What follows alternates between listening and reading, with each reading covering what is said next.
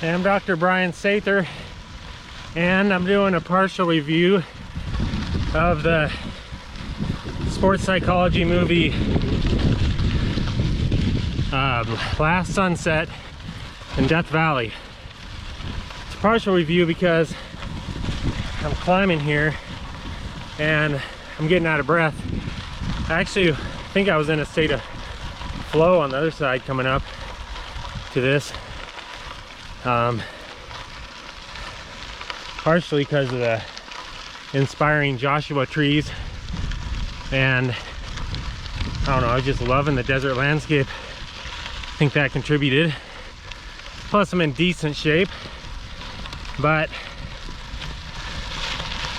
I think I'm kind of feeling the altitude. So anyway, back to the movie. So it's a completely self-shot movie with GoPro, but this guy that decides to take a ambitious life trip on this very route right here, this one I'm on. All right, let me shift. All right, getting to some better road here. So I won't be a spoiler, but he decides to take on this big, long, ambitious trip with his bike and a bunch of gear, and it ends up going on like, I don't know, 6 or 7 days or something. He even loses track of what day it is. But it's an interesting movie to look at someone that's not necessarily well trained for that big of an adventure, but he kind of just overcomes fear and the challenge, and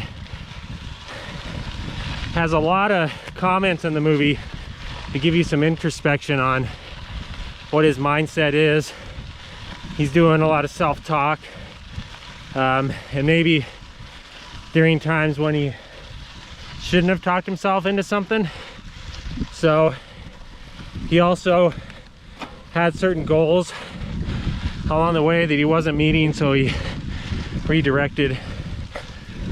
Anyway, I recommend it as a really interesting, completely self-shot movie to get you a feel on someone's adventure. And again, I don't want to be a spoiler because it gets into some serious parts. And anyway, I recommend it. There's good themes in it, and you can pick out some other themes if you watch it. I found it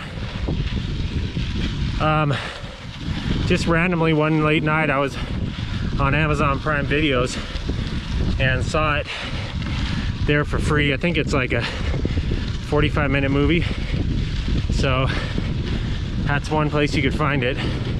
Last Sunset in Death Valley.